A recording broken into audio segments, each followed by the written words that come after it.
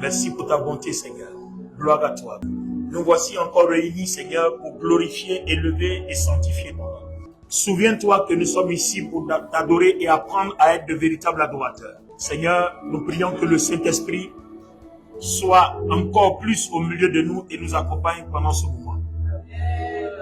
Que l'œuvre de l'ennemi se taise quand le Saint-Esprit est là.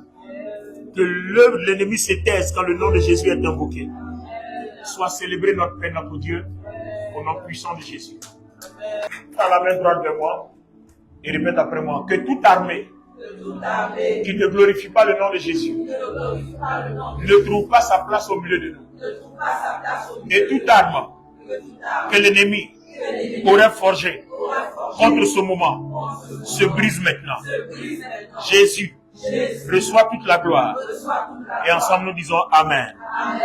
Acclamons-le pour le Seigneur. Mesdames et messieurs, nous parlons cet après-midi de la puissance de la volonté. Alors regarde ton voisin, fais-lui un beau sourire. Dis-lui la puissance de ta volonté. Nous parlons toujours de la volonté de Dieu. D'accord? On parle toujours de la volonté de Dieu. Aujourd'hui, on va parler de la volonté de l'homme. Peut-être que je me suis dit, quand j'ai eu à cœur de parler de ce sujet, je me suis dit peut-être que c'est parce que nous parlons toujours de la volonté de Dieu que les hommes ont du mal à se retrouver à comprendre.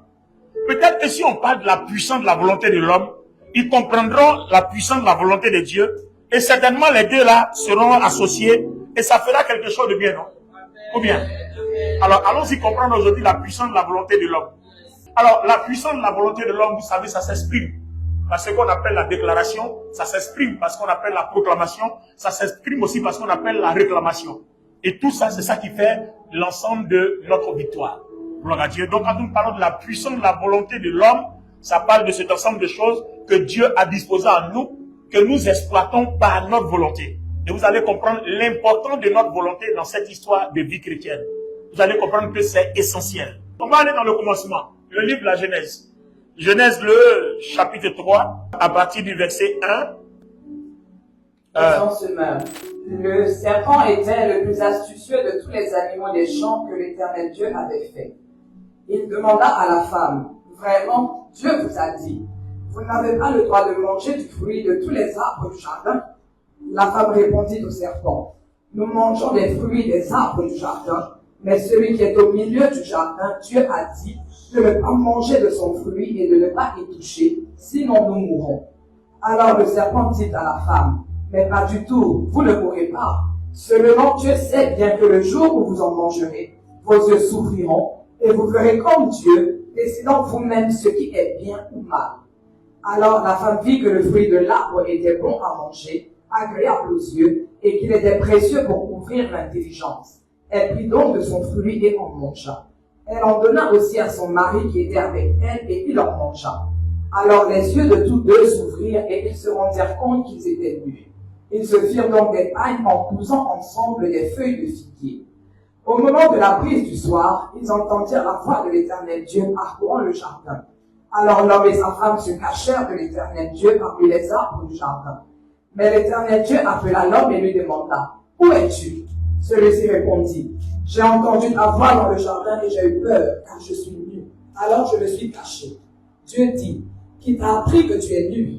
Aurais-tu mangé du fruit de l'arbre dont je t'avais défendu de manger » Adam répondit, « La femme que tu as placée auprès de moi, c'est elle qui m'en a donné et j'en ai mangé. » L'Éternel Dieu dit à la femme, « Pourquoi tu fais cela?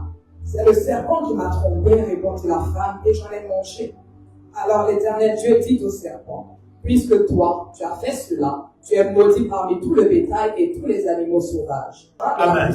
Ça, c'est le chapitre des malédictions. Merci de vous asseoir. Alors, je commence déjà le message par une analyse. Parce qu'en fait, c'est en cela qu'on comprendra. Première analyse. Dieu n'avait-il pas un but quand il créait l'homme, ensuite la femme, et les plaça dans le jardin en leur donnant des recommandations? Dieu n'avait-il pas un but? Non, Église, répondez-moi. Alors, si Dieu a un but, pourquoi n'a-t-il pas fait en sorte que Adam et Ève ne mangent pas de ce qu'il leur interdit de manger? Il aurait dû faire en sorte qu'ils ne mangent pas. Mais Dieu n'a pas fait en sorte. Deuxième analyse. Dieu ne pouvait-il pas interdire au serpent d'aller se mêler dans cette affaire-là jusqu'à séduire Ève, les amener à manger ce que Dieu a interdit? Alors, si Dieu a un objectif, pourquoi n'a-t-il pas veillé sur son objectif jusqu'à ce que le serpent entre, que tout se gâte? Donc, c'est au bout de cette analyse-là que nous commençons à comprendre la puissance de la volonté de l'homme. Donc, en fait, nous sommes en train de réaliser au regard des Écritures que Dieu a tout créé, mais tout dépend de l'homme. S'il veut, il prend. S'il veut, il laisse. Donc, en fait, même Dieu qui a tout créé ne s'est pas donné le pouvoir d'obliger l'homme à faire coûte que coûte ce qu'il veut. C'est d'ailleurs la raison pour laquelle le salut n'est pas obligatoire. Le salut a été offert par grâce, mais quoi? Au moyen de la foi. Donc la foi, c'est notre volonté de dire oui à ce salut et notre volonté aussi de dire non à ce salut. Et si nous disons oui, alors nous recevons ce salut-là par la foi. Christ est mort à la croix. Si tu veux aller en enfer, tu ne l'acceptes pas. Dieu ne t'obligera pas. Christ est mort à la croix. Si tu veux aller au paradis, accepte-le. Donc vous voyez qu'en fait, la volonté et la bénédiction marchent ensemble. En réalité, toutes sortes de bénédictions que Dieu a déversées sur l'humanité, la réception dépend de la volonté de l'homme. Donc, si nous partons de ce principe-là, toi et moi, on réalise tout de suite que, regardez bien dans ce monde-là, est-ce qu'il n'y a pas des gens qui réussissent dans ce monde-là sans Dieu? Non, il n'y a pas de milliardaires sans Jésus. Il y a des milliardaires sans Jésus. Donc en fait, il y a donc plusieurs chemins pour être riche. Il y a le chemin de Jésus et puis il y a le chemin du diable. Puisque dans le désert, le diable aussi a présenté les richesses à Jésus. Donc, on comprend que le diable peut rendre riche milliardaire, multimilliardaire. Jésus aussi peut rendre riche milliardaire, multimilliardaire. Sauf que Dieu dit, je mets devant toi le bien et je mets devant toi le mal. Si tu choisis le bien, tu seras sauvé, tu n'iras pas en enfer. Mais si tu choisis le mal, tu vas vivre. C'est pas un problème. Mais à la fin de tes jours, tu vas passer l'éternité dans le feu. Alors, ma question, est-ce que la bénédiction elle-même là, est-ce que ça dépend de Dieu? Ta bénédiction, ce qu'on appelle ta bénédiction. Tu veux parler de ton mariage, tu veux parler au sujet de mariage. Attends, vous les femmes qui êtes ici là, vous pensez que vous n'avez pas envie de vous marier? Non, si vous voulez vous marier là, vous serez déjà marié parce que les hommes là, c'est pas les hommes qu'il n'y a pas, hein. Il y en a toujours. Mademoiselle, bonjour. Mademoiselle, bonsoir. Mademoiselle, où vous allez? Mademoiselle, où vous allez? En fait, si tu aurais voulu, tu serais déjà avec quelqu'un. Non, je ne sais pas si quelqu'un comprend. Hein. Si tu aurais bien voulu là, tu serais déjà avec quelqu'un. Ou bien, ce que je dis n'est pas vrai. Mais pourquoi tu n'es pas encore avec quelqu'un que tu es célibataire? Parce que tu n'as pas encore choisi. En fait, tu n'as pas encore décidé de faire un choix. Donc, vous comprenez qu'en fait, c'est pas Dieu qui retarde ton mariage, en fait. Non, est-ce que je parle français ou bien je parle hébreu? Donc, en fait, Dieu ne retarde pas ton mariage. Il a déposé toutes sortes de catégories de choses devant toi. C'est toi qui... vous êtes avec moi. C'est toi qui... choisis. Donc, la puissance de la volonté de l'homme. C'est toi qui choisis.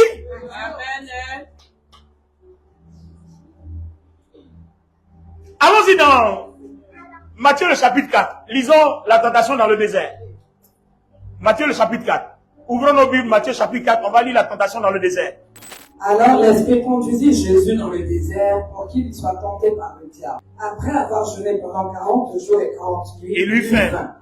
Le tentateur s'approcha et lui dit, oui. Si tu es le Fils de Dieu, ordonne que ces pierres se changent en pain. Oui. Jésus répondit, il est écrit, l'homme ne vivra pas seulement de pain, mais aussi de toute parole que Dieu prononce. Très bien. Alors le diable l'emmena dans la cité sainte, le plaça tout en haut du temple et lui dit, si tu es le Fils de Dieu, jette-toi en bas, car il est écrit. Il donnera des ordres à ses anges à ton sujet, et ils te porteront sur leurs mains, pour que ton pied ne heurte pas de pierre. Oui. Jésus lui dit, Ah. il est aussi écrit, Ouais. tu ne forceras pas la main au Seigneur ton Dieu. Le diable l'emmena encore sur une très haute montagne. Dis encore. Là, il lui montra tous les royaumes du monde et leur magnificence. Puis il lui dit, tout cela, je te le donnerai si tu te prosternes devant moi pour Très bien. m'adorer. Alors Jésus lui dit, va-t'en Satan, car il est écrit, tu adoreras le Seigneur ton Dieu et c'est à lui seul que tu rendras un culte. Très bien. Là-dessus, le diable le laissa. Le diable le laissa. Et voici que des anges vinrent et se mirent à le servir. Mesdames et messieurs, est-ce qu'on peut acclamer la parole de Dieu? Ladies and gentlemen, mesdames et messieurs, écoutez-moi. Jésus serait sorti de ce désert-là avec l'or, l'argent, les richesses, les pierres précieuses. Il sortirait de ce désert-là multimilliardaire. Mais il a décidé de par sa volonté d'aller à la croix. Donc, Dieu a mis devant lui la croix, le diable a mis devant lui les richesses. Donc, qu'est-ce qu'il a fait? Sa volonté a opté de marcher pour la volonté de Dieu au lieu de la volonté du diable. Alors, dites-moi, entre choisir la croix et choisir les richesses, qu'est-ce qui arrangeait Jésus? Bon, vous comprenez qu'en fait, la puissance de la volonté de l'homme se joue à ce niveau-là. Chacun choisit ce qui l'arrange. Seulement, n'oublions pas que, au bout de ce qui nous arrange, il y a toujours une conséquence. Il y a soit le royaume de Dieu, la vie éternelle, ou bien soit l'enfer, le feu éternel. Jésus aurait dû choisir les richesses. Mais il a choisi qu'on aille le frapper à la croix. Et c'est ce que beaucoup d'entre nous faisons, non? La facilité. Ce qui est simple à choisir. On veut le tout de suite. On veut le tout près. Mais une fois qu'on a choisi ce chemin, imaginons-nous. Ça ne veut pas dire que Dieu ne fait pas du tout de suite. Mais tout dépend du choix que nous faisons. Donc vous voyez, ta bénédiction se trouve au bout de ton choix. Amen. Ta volonté. Qu'est-ce que tu as décidé de faire? Et qu'est-ce que tu as décidé de ne pas faire? Qu'est-ce que tu penses qui t'arrange ou que penses-tu qui ne t'arrange pas? Que choisis-tu qui t'arrange et que ne choisis-tu pas qui ne t'arrange pas? Amen. Alors, les amis, à partir de ce soir, si tu m'entends cet après-midi, je t'interdis de dire que Dieu t'a empêché d'être riche. Je t'interdis de dire que Dieu t'a pas rendu prospère. Parce que tu peux choisir. Donc Dieu a une catégorie de prospérité. Le diable aussi a une catégorie de prospérité. Alors, revenons dans le jardin d'Éden. On va mettre le message en parallèle avec celui qu'on vient de lire dans le désert. Dieu pouvait bien mettre toutes les dispositions. Mais Dieu a plutôt mis tout ce qui fait la vie et la longévité, la vie éternelle de l'homme. Dieu a tout disposé. Et puis il dit choisis. Nous sommes en train de réaliser que ce que Dieu a disposé devant l'homme, c'est juste pour la prospérité. Cette même prospérité-là. Regardez bien. Oh, merci Saint-Esprit. Voilà un jardin. Dieu vient. Tu n'as pas planté de manioc. Tu n'as pas semé de riz. Tu n'as pas créé d'entreprise. Et puis on vient, on te dépose, on crée un jardin paradisiaque. Et puis on te fait asseoir dedans. On dit mange ça là. On dit mange ça. Et on dit mange ça. Matin, faut adorer. Hein. Et puis quand tu as faim, va manger. Tu finis, viens te reposer. Le soir, faut adorer. Hein. Et puis après, va manger. Attends, est-ce que c'était compliqué? Non. Dites-moi, est-ce que la vie était compliquée? Non. Mais l'homme est venu. L'homme va écouter ce que le serpent va s'aimer en lui. Il dit non. Dieu dit, si tu ne manges pas, tu ne seras pas comme lui. Mais si tu manges là, tu seras comme lui. Mange, tu vas voir.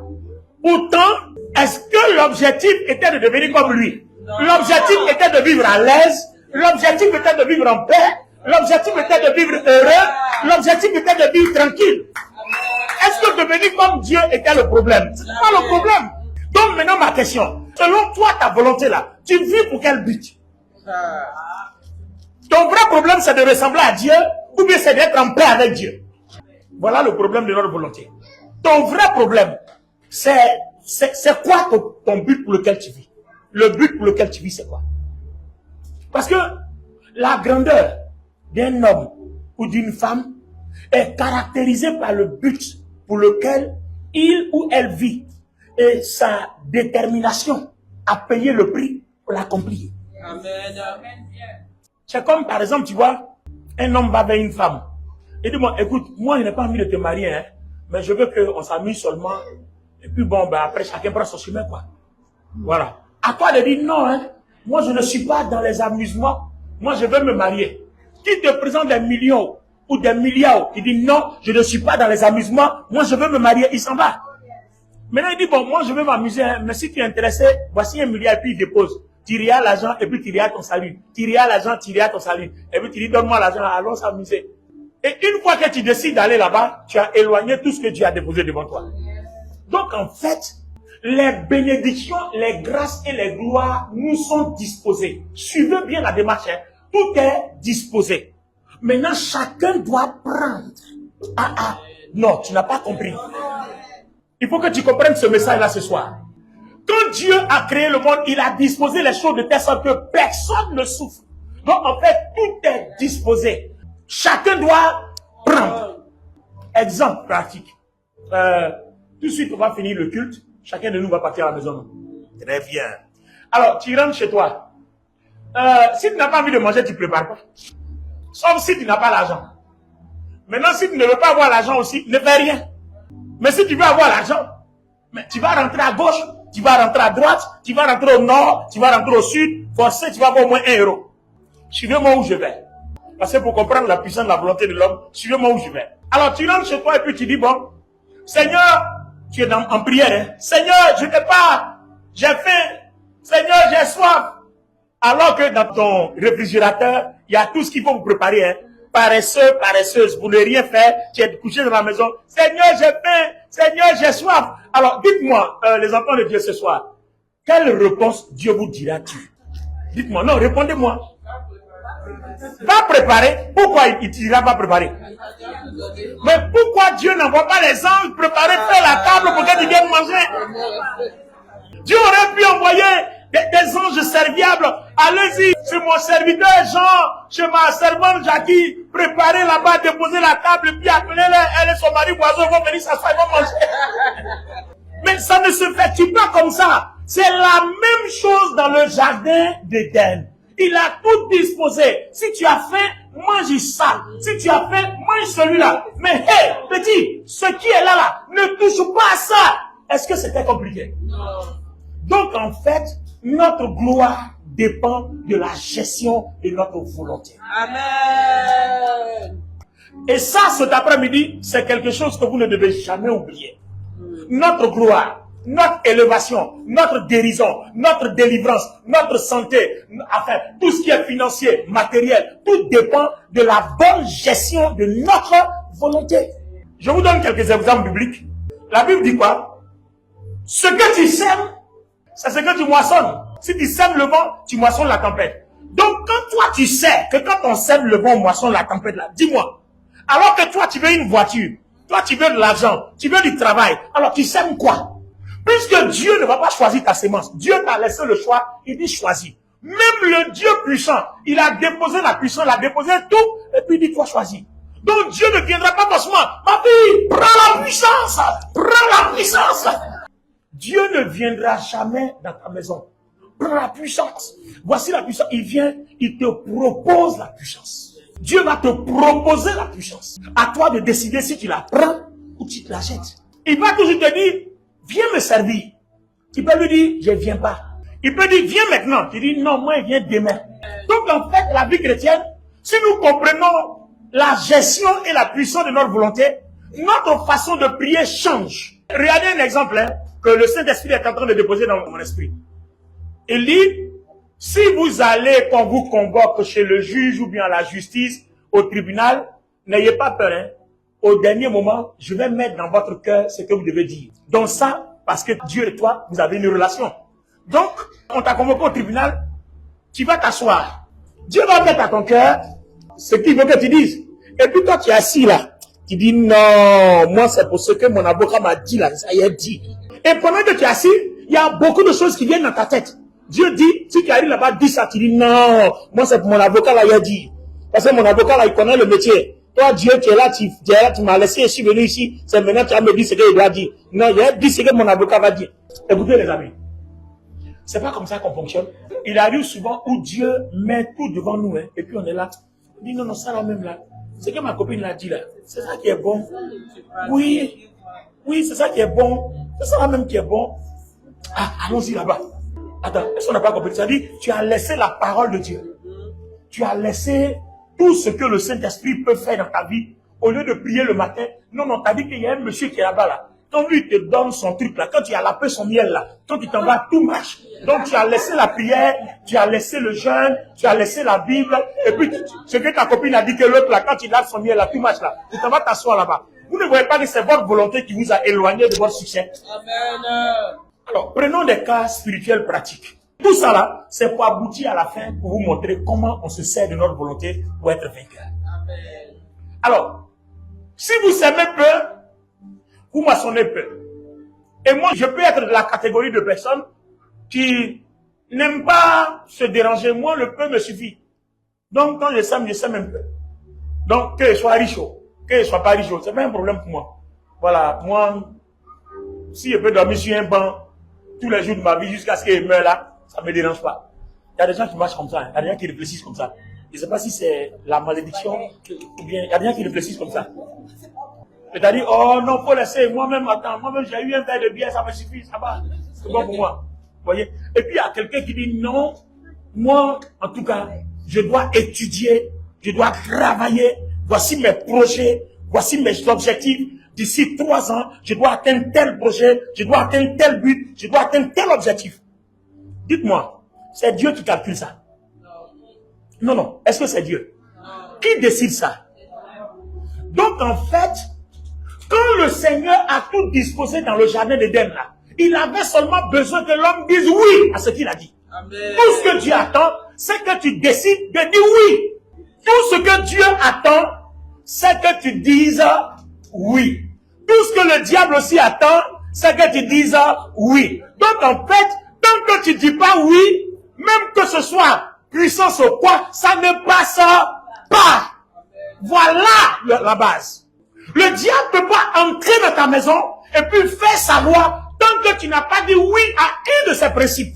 Dieu aussi ne peut pas rentrer dans ta maison, faire sa loi tant que tu n'as pas dit oui.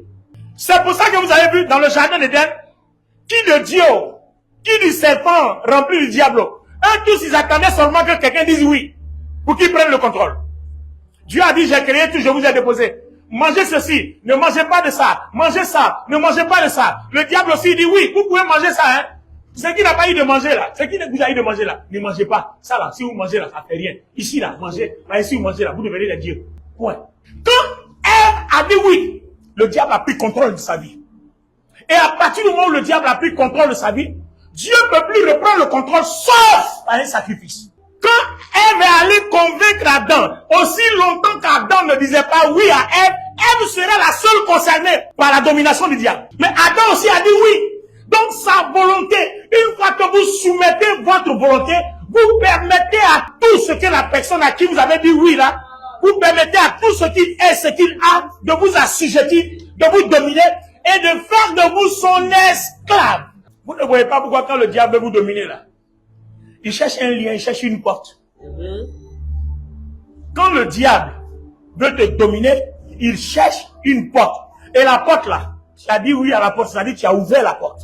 Donc en fait, toutes les forces spirituelles, mystiques, ténébreuses, diaboliques, même de Dieu ou du Saint-Esprit, tous attendent que notre volonté accepte de se soumettre avant que ça fonctionne. Alléluia.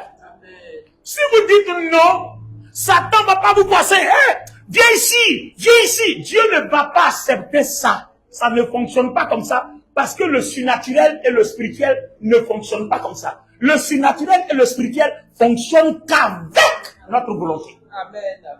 Si tu dis non, ça passe pas. Si tu dis oui, ça passe. Maintenant, non à quoi? Et oui à quoi? Regardez bien, hein. On va faire une démonstration. Hein. Regardez bien. Je la coupe du sang de Jésus. Ce que je vais dire, c'est pas elle. Je suppose que tu es une puissante sorcière. Et puis toi, toute personne qui parle devant toi, terrasse. Alors, supposons que moi, je suis un enfant de Dieu, non? Et puis on dit que celle-là, elle tue tout le monde. Moi, je passe. Dites-moi, je suis passé tranquillement, non? Vous pensez que si elle exerce son pouvoir là, ça va m'atteindre?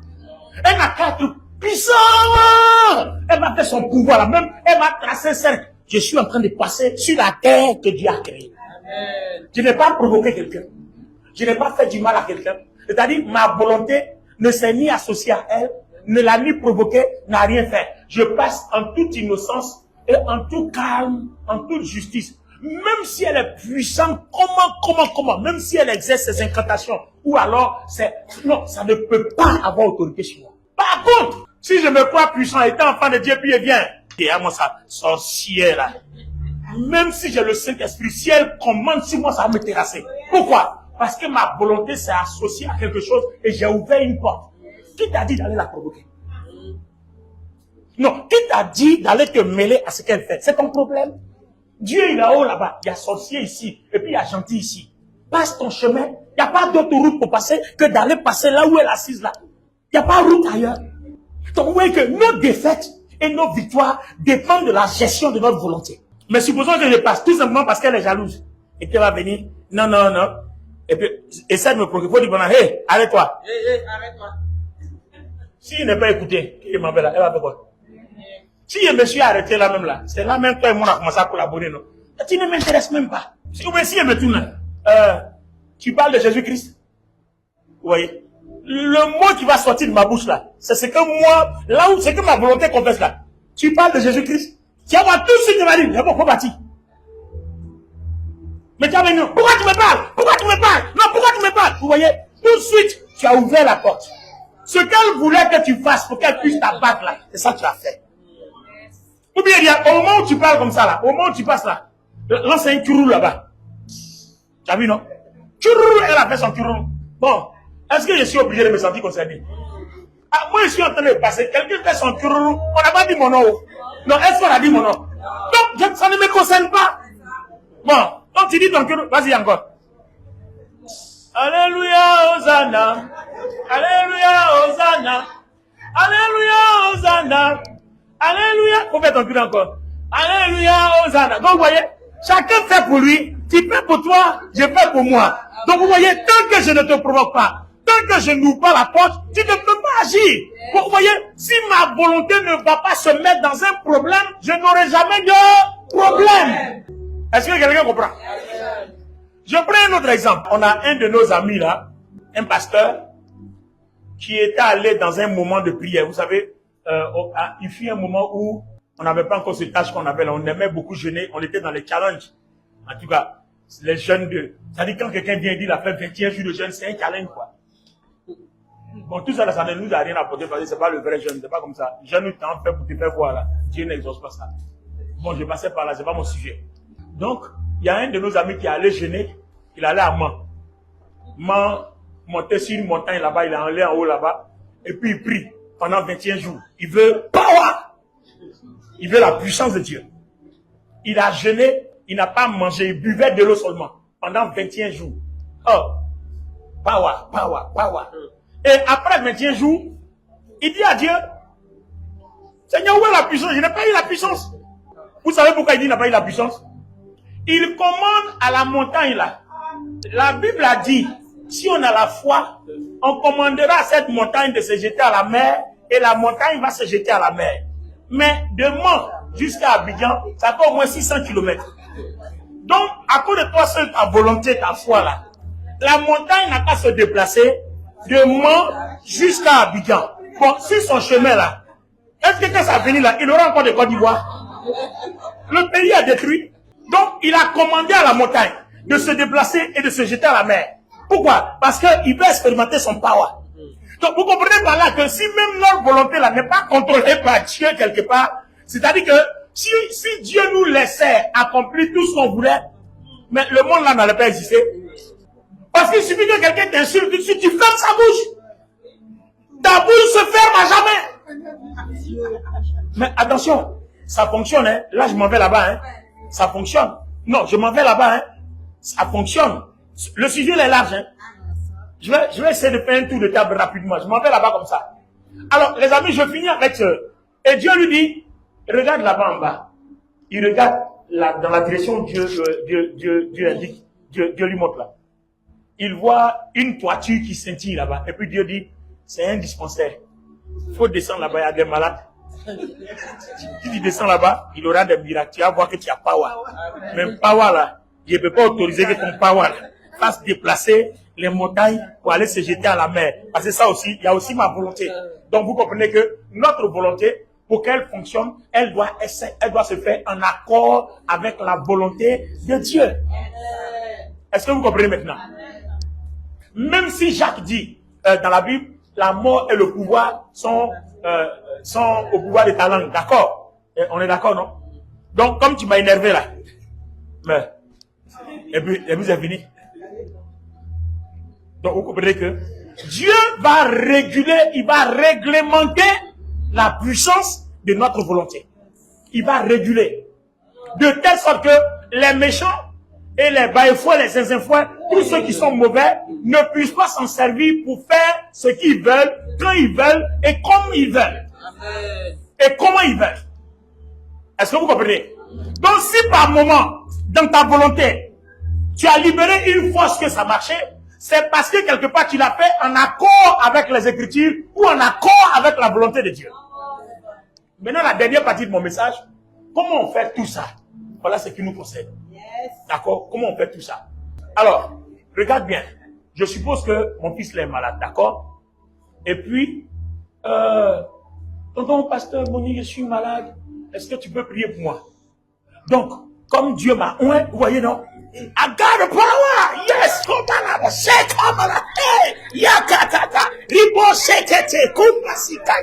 I got the power! Les amis, regardez, c'est pas le danger de ce que je viens de faire là. Le danger, c'est que, effectivement, Dieu m'a donné le pouvoir. Vous avez reçu le pouvoir. Vous marchez sur les serpents. Mais maladie là, c'est pas serpent qui est là, c'est pas scorpion. Donc, je dois marcher dessus. Vous voyez? Je dois marcher sur lui. Mais attention, quand j'arrive pour marcher sur lui, je dois demander au Seigneur, est-ce que toi-même tu as envie de le guérir? Amen. Si oui, quand et comment? Amen. Là, on est dans la plongée, on s'en va maintenant au fond de la mer. Seigneur, est-ce que tu as envie de le guérir? Si oui, quand et comment? Et puis où? Allons-y dans Jean, le chapitre 11, la résurrection de Lazare. Lazare est malade, non? On va dire au Seigneur Jésus qui opère tous les miracles. Ton ami Lazare est mort. Et puis en plus, c'est son ami. Ça aurait dû l'interpeller pour qu'il se dépêche. Pour qu'il rush. Tu vois, il se dépêche rapidement pour aller guérir Lazare. Mais il est resté là-bas tranquille. Pourquoi? Parce qu'il aurait bien voulu, par sa volonté, que son ami personnel soit guéri. Mais il ne l'a pas fait. Il attend d'abord, Père, qu'est-ce que tu veux? Donc vous voyez que tout chrétien dont la volonté est puissante, c'est parce qu'il a soumis sa volonté à une force. Donc, soit ta volonté là, soit c'est le diable qui est derrière, qui est la force, soit c'est Dieu qui est derrière, qui est la force. Donc, la puissance de notre volonté obéit soit à la force de Dieu qui nous accompagne, ou bien soit à la force du diable. Et si je me mets derrière la force du diable, j'entendrai la volonté du diable. Si je place la force de Dieu derrière moi, j'attendrai la volonté de Dieu. Donc, tout ce que je dois faire, je dois aller la soumettre à la volonté de Dieu pour que sa force là m'accompagne.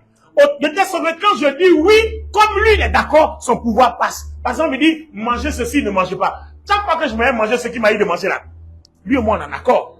Mais quand je m'en vais manger ce que je ne veux pas, il m'a dit de ne pas manger, c'est que je suis en accord avec celui qui m'a dit de manger, le diable. Donc vous voyez que l'homme a toujours deux forces derrière lui. Soit celle de Dieu, soit celle du diable. Ne l'oublions jamais. Le jour où tu ne serais pas en train de faire la volonté de Dieu en tant que chrétien, il faut réaliser que celui qui est derrière toi là, c'est le diable. Il y a deux camps. C'est pour ça que j'aime le spirituel, quoi. Il n'y a pas plusieurs partis politiques. Il y a deux. Voilà. Il y a deux chefs politiques. Il y a Jésus-Christ et puis il y a le diable. Voilà. Donc c'est pas une affaire de je suis indépendant, ça fonctionne pas. Il n'y a pas d'indépendant. Si tu es indépendant, le diable lui met la main sur toi. Parce que Dieu ne force jamais personne. Donc quand tu es indépendant, le diable met la main sur toi. Parce qu'il n'y a pas d'indépendantiste. Voilà. C'est soit Dieu par Jésus ou bien soit le diable. Donc, ton ami Lazare est mort, allons le délivrer. Le Seigneur Jésus dit bien. Les disciples sont indignés. Mais Seigneur, c'est ton ami. Il ne parle même pas.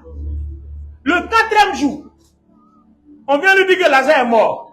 Et puis il dit à ses disciples, bon, allons, il dort. On va aller le réveiller. Donc, en fait, le problème n'est pas que lui est ton ami, lui est ta soeur, lui est ton frère. Le problème, ça dépend de comment Dieu a voulu que cette chose-là s'efface. Amen. Comment Dieu veut que tu aies tes papiers? Comment Dieu veut que tu te maries? Comment Dieu veut que tu aies ton travail? Comment Dieu veut que tu aies ton appartement? C'est pour ça qu'on va en prière pour aller demander à Dieu. Quand tu termines dans ta maison là-bas, tu as jeûné, tu as prié pour avoir tes papiers, pour avoir ton mari, ton travail, ton entreprise. Maintenant, il reste le comment. Maintenant, une fois qu'il t'a montré le comment, tant qu'il t'a pas montré le comment, ne bouge pas. Ça que c'est pas encore prêt, le temps n'est pas encore arrivé. Quand le temps va arriver, bam, il t'a montré le comment. Et le comment là, suis le chemin là, ça va aboutir zout net, ça va aboutir exactement. Le comment. Seigneur, comment veux-tu que j'ai mes papiers? Dans la semaine, il y a une soeur qui m'a appelé, on a parlé sur WhatsApp, et puis c'était à propos de ses papiers, et puis elle m'a dit, non, il y a tel qui veut m'aider, et puis elle dit non, suis ici là. Je lui ai dit, va, suis ici là c'est bon. Est-ce que vous comprenez ce que je veux dire? Pour dire que, voilà comment le chemin par lequel, vous voyez? Et si vous vous souvenez, le dimanche, j'avais appelé 2 dames ici, et puis, j'ai dit que les 2 avaient le même problème. C'est après le culte que je me suis entretenu avec elle que j'ai compris ce que Dieu voulait faire. En fait, il y a une qui n'avait pas ses papiers, et puis il y a l'autre qui venait d'avoir ses papiers dans la même semaine. Le fait que Dieu me dise que les 2 ont le même problème, Dieu est en train de proclamer que l'autre aussi, le temps est arrivé d'avoir ses papiers. Donc, c'est à la fin, quand je m'entretenais avec les 2 dames, que j'ai compris ce que Dieu voulait dire. Parce qu'il m'appelle 2 personnes, et puis il me dit, les 2 ont les mêmes problèmes. Donc en fait, il y a une qui vient d'avoir ce que l'autre cherche. C'est fort. Amen. Alléluia, c'est fort. Est-ce qu'on peut acclamer le Seigneur? C'est fort. C'est fort, c'est fort, c'est fort. Gloire à Dieu. Donc si je vais aller prier pour un malade, je dois demander au Saint-Esprit, comment veux-tu qu'il soit guéri? Et comme le Seigneur, souvent, il a dit à certaines personnes, il dit, va, ta foi t'a guéri. Et puis la personne a été guérie. Et puis, pour un cas, il crache, et puis il fait de la boue avec sa salive, il applique sur les yeux du malade, et puis il dit, regarde, est-ce que tu vois? L'autre dit, je vois flou. Il fait encore, il remet encore. Il dit encore, il dit, je vois clair. Donc vous voyez que la façon de faire est différente. C'est vrai, vous pouvez trouver 2 personnes qui ont le même problème, mais la façon de faire ne sera pas la même chose. 2 mêmes maladies, mais les 2 seront guéris différemment. Maintenant, comment on gère notre volonté et la volonté de Dieu? Il y a quelque chose que le Seigneur souvent faisait. Souvent pour prier pour certains malades, on dit le Seigneur frémit en esprit. Il était touché, voilà, par la compassion. Sa volonté a envie de sauver les gens, en fait. C'est ça. Mais s'il y a un malade, on te dit va guérir le malade. Toi-même, tu n'aimes pas la personne. C'est-à-dire ta volonté même déjà a fermé la porte. C'est-à-dire ta volonté est un obstacle à ce que Dieu travaille. Parce que toi-même là, tu n'es même pas content, tu ne veux même pas que la personne soit guérie.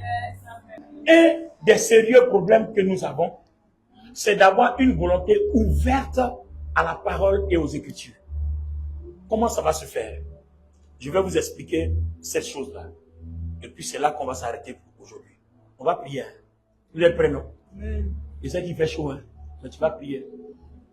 C'est une question de volonté. Amen. Voilà. Qu'est-ce que tu es venu chercher ici? La chaleur ou la grâce? Donc, on va oublier la chaleur et puis on va se battre pour la grâce. D'accord? Les amis, je vous donne un exemple. Notre volonté de déclarer, notre volonté de proclamer et notre volonté de réclamer. C'est quoi cet ordre divin là? Vous la voyez, non? Je vais te poser une question toute simple.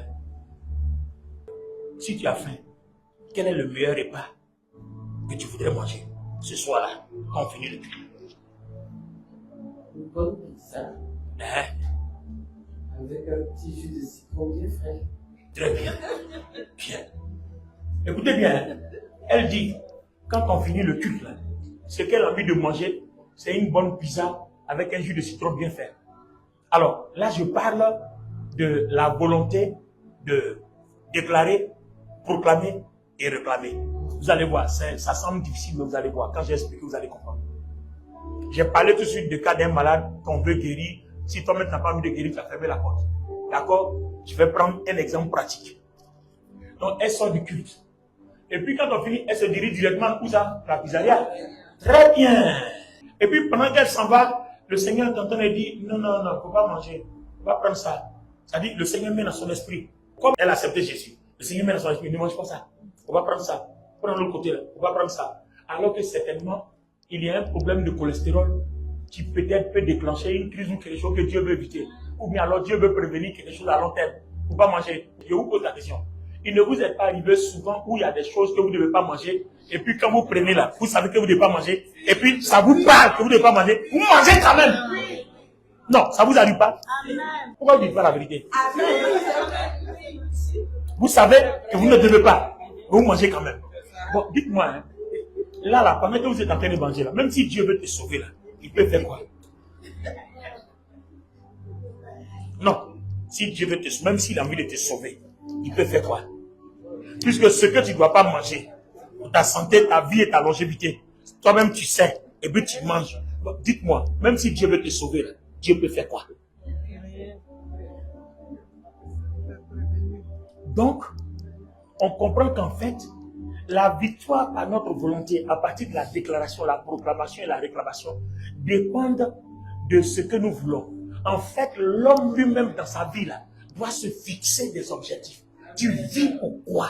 Est-ce que tu as envie de vivre longtemps? Est-ce que tu veux vivre pour être riche? Est-ce que tu veux vivre pour être fort? En fait, si tu ne te cultives pas une volonté qui devient ta ligne, qui dirige ou alors qui réglemente ta volonté, Dieu ne pourra rien faire avec toi.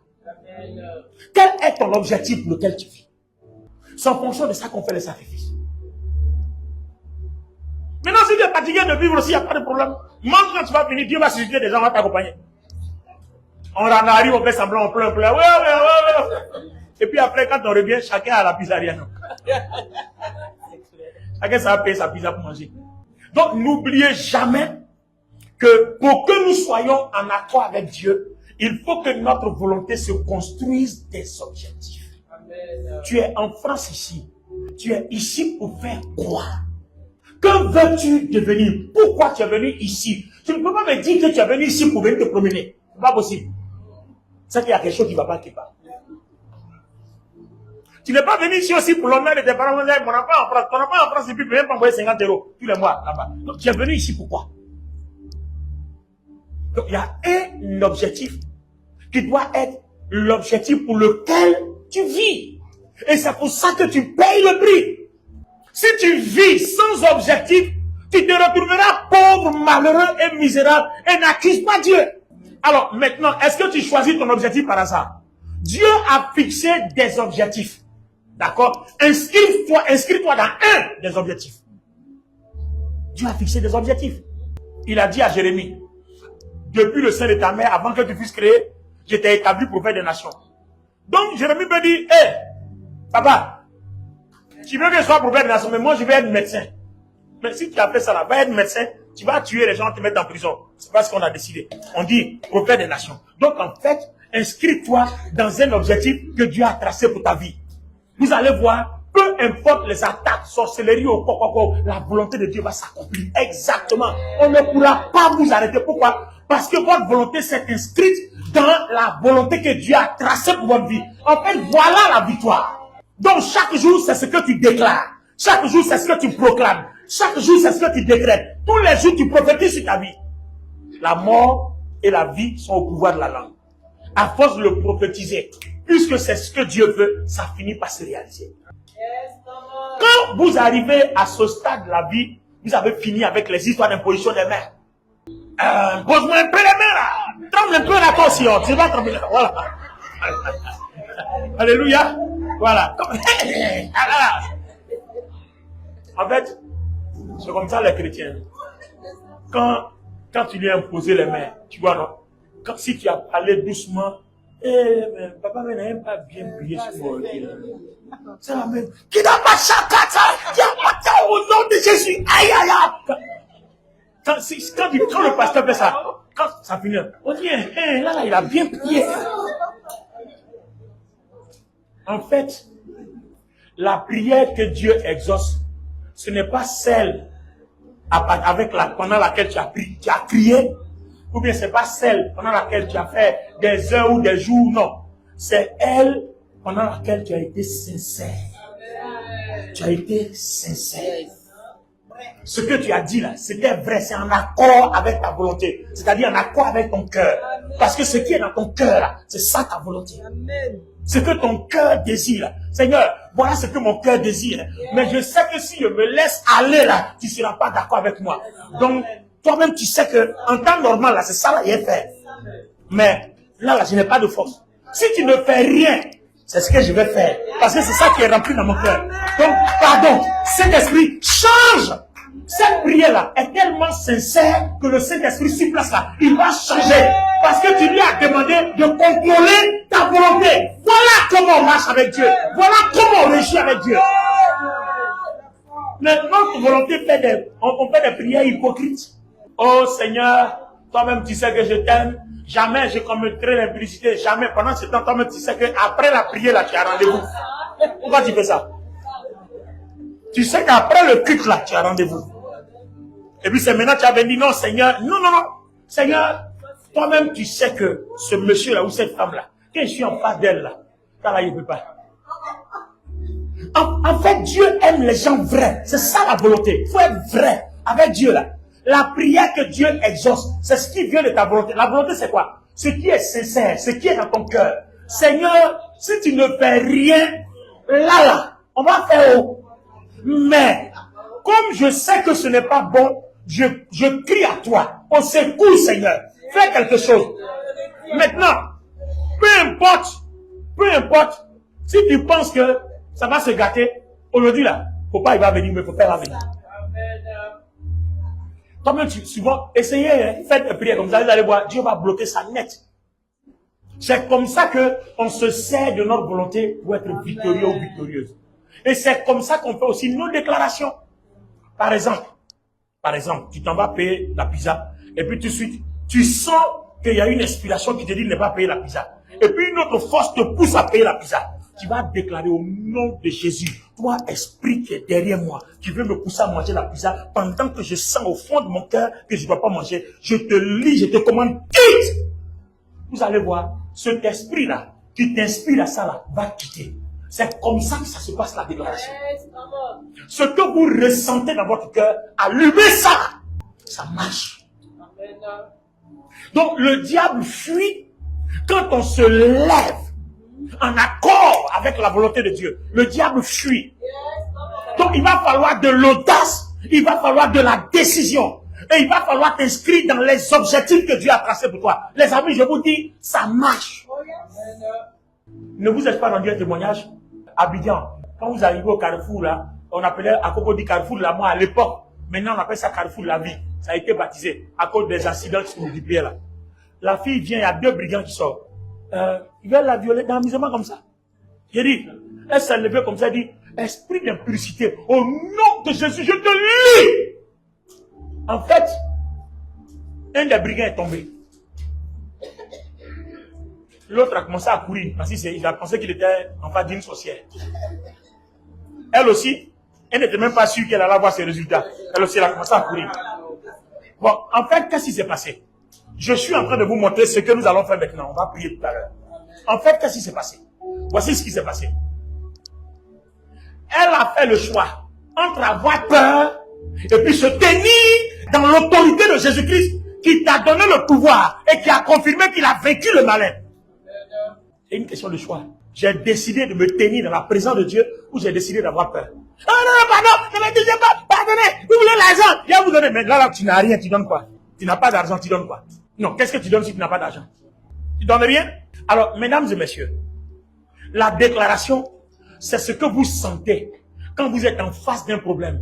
Ce que vous sentez, vous libérez. Il faut que votre volonté décide de libérer ce que vous sentez. Parce que ce que vous sentez, c'est ce que Dieu a déposé séance tenante dans votre volonté. Et c'est ce que Dieu veut que votre volonté fasse. Si vous le faites, la puissance de Dieu va accompagner votre volonté. Là, nous parlons de la manifestation de la puissance de la volonté de l'homme. Mais pas en accord avec n'importe quoi, mais en accord avec les principes de Dieu. Amen. Amusez-vous à la maison. J'ai beaucoup prié avant d'annoncer ce sujet-là. Parce que je me suis dit, Seigneur, est-ce qu'ils vont comprendre? Parce que je suis en train de vous enseigner une chose pratique. Des choses que vous devez faire dans la pratique. Prier pour vos enfants, prier pour vous-même, prier pour des projets, prier pour des gens. C'est dans la pratique. Maintenant, la proclamation va se faire comment? C'est-à-dire, j'arrive dans un endroit, je fais face à un obstacle. Et puis, je n'ai aucune inspiration. Ma volonté ne me parle pas. Alors si ma volonté ne me parle pas, qu'est-ce que je fais? Ma volonté va faire appel à la volonté de Dieu. Seigneur, qu'est-ce que tu dis en face de ce sujet? Essayez de murmurer. Même si vous n'avez jamais entendu la voix de Dieu, dites, Seigneur, qu'est-ce que tu dis à partir de ce sujet? Vous allez voir, quelque chose va naître en vous. Expérimentez, ça se vit au quotidien. Vous êtes en face d'une situation, vous ne le savez pas. Et puis Seigneur, qu'est-ce que tu dis à partir de ce sujet? Même sur place là, vous allez sentir quelque chose. Et c'est là que votre volonté doit libérer ce que vous avez senti. Maintenant, il peut s'avérer que, Seigneur, qu'est-ce que tu penses? Et puis il n'y a rien. Et vous savez ce que la parole dit. Commencez à proclamer. La Bible dit que quel que soit le lieu où je me trouve, ce lieu-là est ma possession. Donc même si ici c'est un terrain hanté, je commande que toutes les forces des ténèbres se taisent jusqu'à ce que je quitte ce lieu. Commencez à décréter, commencez à proclamer, les forces des ténèbres vont se taire. Tout dépend de vous. Donc si vous vous retrouvez dans une situation compliquée, vous vous retrouvez dans une situation problématique, Dieu ne va pas parler à votre place. C'est votre volonté qui va décider d'agir. Donc en fait, la volonté de l'homme ne tire son pouvoir que dans son action. Il faut que tu sois en action. Donc le manque d'action est un problème pour la victoire. Le manque d'action est un problème. Le manque d'action. Un homme de Dieu, l'archevêque Benson Idaoussa, paix à son âme, il devait voyager. Un ancien, il arrive à l'aéroport, on lui dit que le vol est plein. On dit le vol est plein. Lui, il a une conférence, il doit voyager, on dit le vol est plein. Il n'a rien dit, il dit permettez-moi, je vais parler à quelqu'un dans l'avion. Il est rentré dans l'avion, il dit, il n'y a pas quelqu'un ici qui veut me céder sa place là, j'ai une conférence à faire. Tous les passagers le regardent. Et puis il y a un là, Dangote. L'homme le plus riche d'Afrique. Dangote. Il dit, moi je vais vous te céder ma place. Donc il descend, et puis Benson Idaoussa monte. Il dit, viens. Et puis maintenant, il va lui imposer les mains.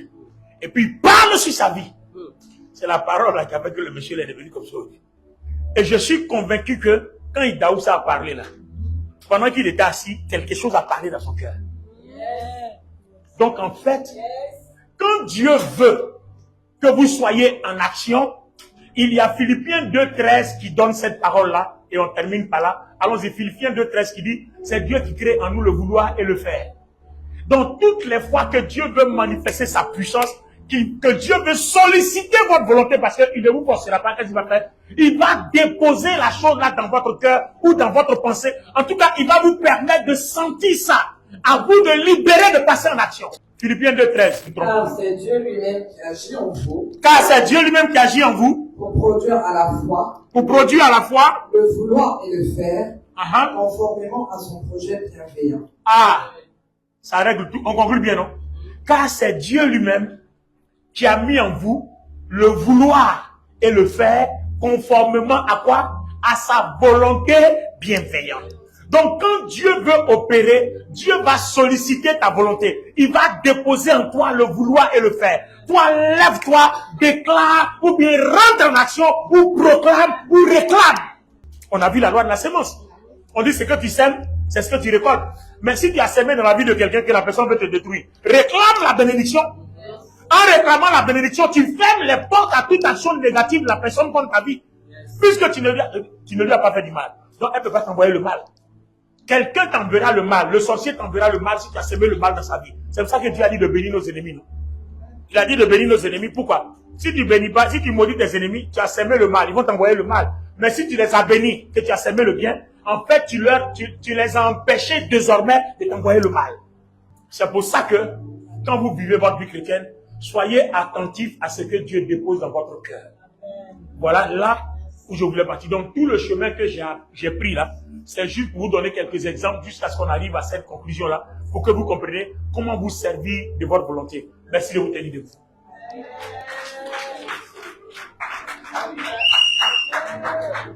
C'est Dieu qui crée en nous le vouloir et le faire. Ça veut dire que si j'ai prié dans ma chambre là-bas, ce que je sens dans mon cœur, que je suis poussé à faire, c'est ce que je m'avais fait. C'est poussé par l'esprit que des gens ont parlé de la part du Seigneur. Amen. Quand je sens que je dois déclarer une parole, je la déclare. Ça veut dire que tout enfant de Dieu qui est en face d'une difficulté, Dieu dépose toujours une pensée, une parole pour que la personne passe en action. Amen. Si tu as laissé cette pensée-là, cette parole-là pour faire autre chose, ça ne fonctionne pas. Gloire à Dieu. Amen. Alors nous allons prier. Et j'espère que vous allez le faire chez vous à la maison. Lève les mains. Je voudrais que tu regardes à ta vie. Regarde les endroits où tu voudrais que Dieu intervienne. Regarde aux endroits où tu voudrais que Dieu intervienne. Regarde exactement ce que tu attends du Seigneur. Et nous allons commencer à demander à Dieu, qu'est-ce que tu veux que je fasse dans ce cas précis? Qu'est-ce que tu veux que je fasse? Comment voudrais-tu que je réagisse dans ce cas précis? Et chez vous à la maison, votre vie de prière doit être de cette façon-là. Vous comprenez? Votre vie de prière doit être comme ça. Seigneur, qu'est-ce que tu veux que je fasse? Que voudrais-tu que je fasse? Et vous allez prier jusqu'à ce que vous sentiez quelque chose que Dieu veut que vous fassiez. Ou bien que Dieu veut que vous réalisiez. Et à ce moment précis-là, le Saint-Esprit est prêt à vous accompagner dans le processus. Commençons à parler ici. Parlons ici. On n'est pas obligé de crier, on peut le faire tout doucement. Parlons ici, tout doucement, dans la présence du Saint-Esprit.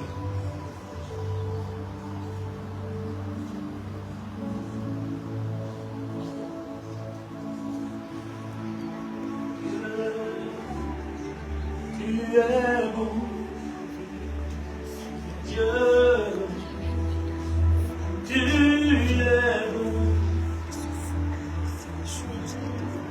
Dieu, tu es merveilleux, Seigneur, tu es excellent,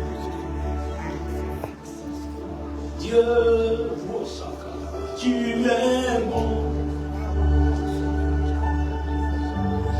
Je vois le cœur d'une personne qui a besoin de guérison. Je vois le cœur de quelqu'un au milieu de nous. Ton cœur a besoin de guérison.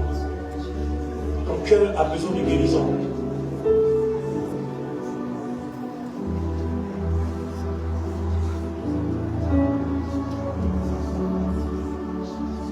Dieu, tu es bon.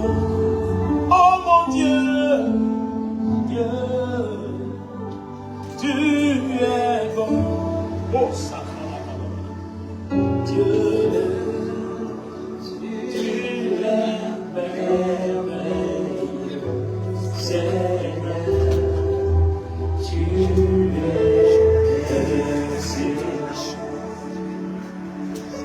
es excellent, excellent est ton nom,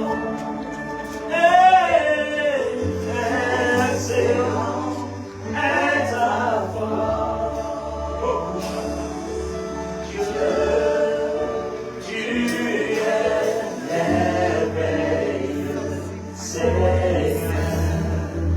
Tu es excellent, excellent est ton nom. Oh, excellent est ta force. Dieu, tu es bon. Dieu, tu es merveilleux, Seigneur.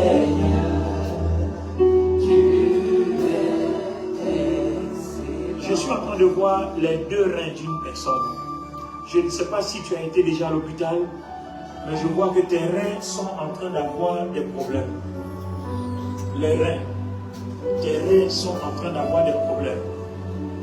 Et de la même façon dont le Seigneur est en train de visiter le cœur de la personne, Dieu visite aussi tes reins.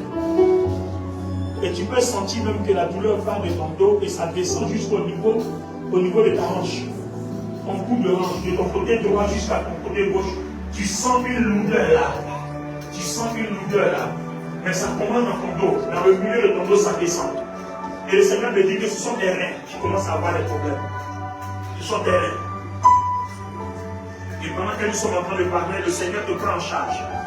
Est-ce que tu peux seulement ouvrir ton cœur pour que Dieu opère ce miracle? Quand tu sentiras que la lourdeur qui pèse dans ta hanche n'existe plus, soit instantanément maintenant, ou alors plus tard, parce que Dieu l'a fait, c'est sûr que tu sentiras.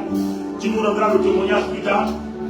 Quand tu ne sentiras plus, ça veut dire que le problème a été réglé. C'est le signe que tu sentiras que le problème de rein a été réglé. Quand la lourdeur qui quitte du milieu de ton dos jusqu'à ta hanche, quand cette lourdeur disparaîtra, que tu ne sentiras plus comme si tu es fatigué comme si tu vas avoir, comme tu dis, sans la fatigue dans tes os, c'est le signe que tes reins sont guéris.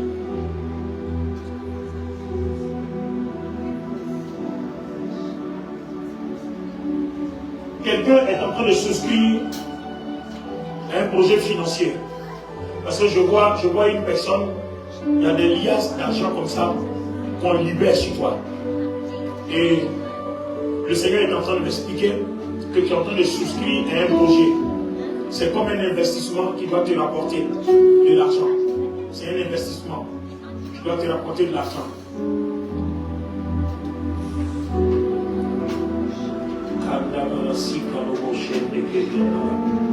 Merci Saint-Esprit.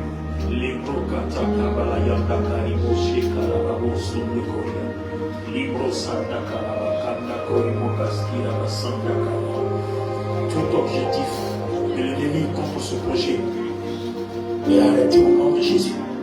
Tout objectif, tout œuvre de l'ennemi contre ce projet. J'ai vu l'argent se déverser sur toi. Tout objectif de l'ennemi contre ce projet s'arrête au nom puissant de Jésus. S'arrête au nom puissant de Jésus. S'arrête au nom puissant de Jésus. S'arrête au nom puissant de Jésus. S'arrête au nom puissant de Jésus.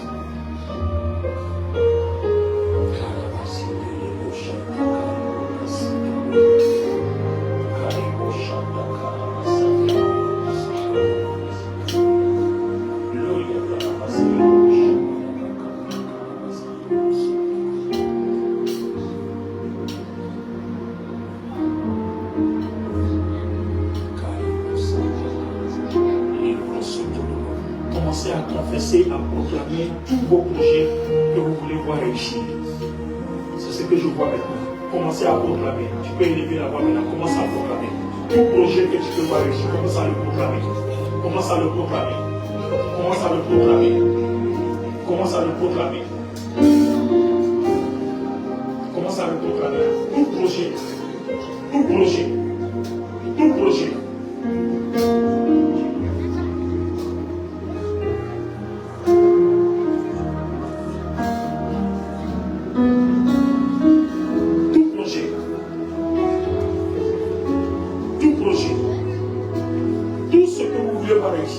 Commencez à le proclamer. Proclamer, mais appelez. Et pendant que tu appelles, tout ce que tu ressens en toi, déclare-le.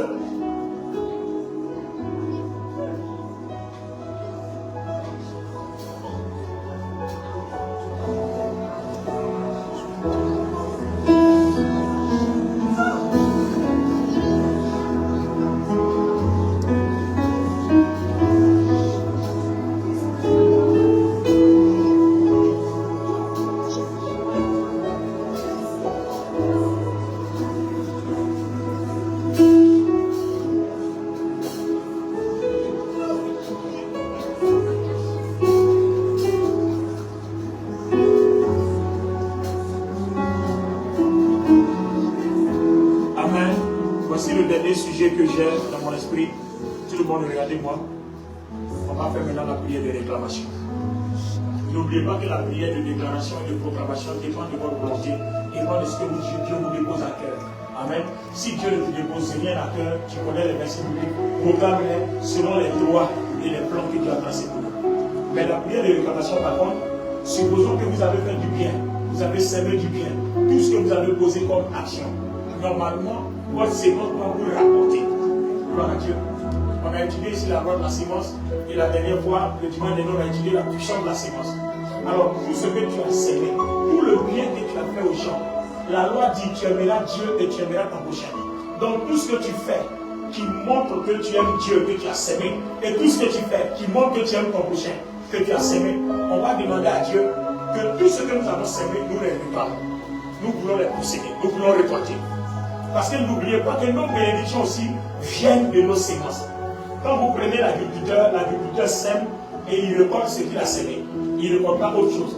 Donc ce que tu as sémé pour Dieu, ce que tu as sémé pour ton prochain, c'est ce que tu récoltes. On va déclarer, regarde dans ta vie tout ce que tu as sémé. Tu es fidèle dans tes dîmes, dans tes offrandes, tu es fidèle, tu rends service aux gens, tu donnes à manger aux pauvres, tu donnes tout ça. Tout ça, c'est des sémences. Et autant matin, Dieu permet que tout cela moissonne pour ta vie.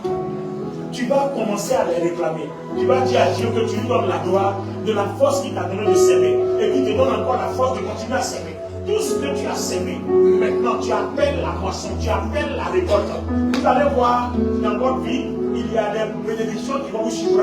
Les gens vont venir vous rendre service. En fait, c'est des récoltes, ce que vous avez sémé. Et c'est vraiment très puissant.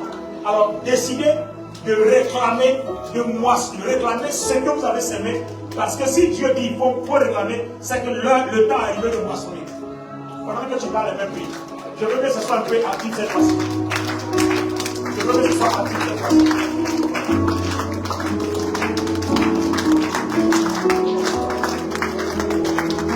Fais-le véritablement, sois actif.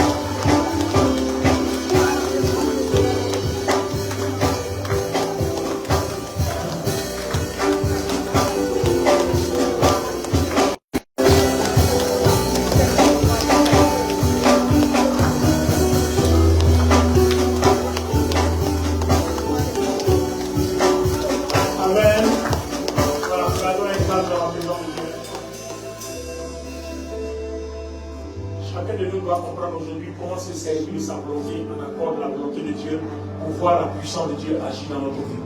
Aujourd'hui, nous sommes dans le grand chapitre du Saint-Esprit, acte 11. D'accord, nous parlons des dons de puissance. N'oublions pas que la dernière fois, on a parlé de la puissance de la sémence. Aujourd'hui, nous parlons de la puissance de la volonté, de la victoire par la déclaration, la proclamation et puis la réclamation. Amen. Et tout ça, ça se fait en accord avec la volonté de Dieu. Ce que nous sémons, ce que nous faisons, tout ce que nous plantons, c'est ce qui nous revient. N'oubliez pas que l'ennemi ne peut jamais rien faire contre votre vie sans votre volonté. Si vous comprenez ça, ça veut dire qu'à partir de ce soir, votre vie en sécurité et vous démarrez une nouvelle étape de votre vie vers d'autres victoires. Amen. Seigneur, merci au commencement de ta parole. Que cela soit ainsi, afin qu'à partir d'aujourd'hui, notre volonté ne soit plus assujettie à quoi que ce soit. Nous bénissons ton nom au nom de Jésus et nous disons Amen.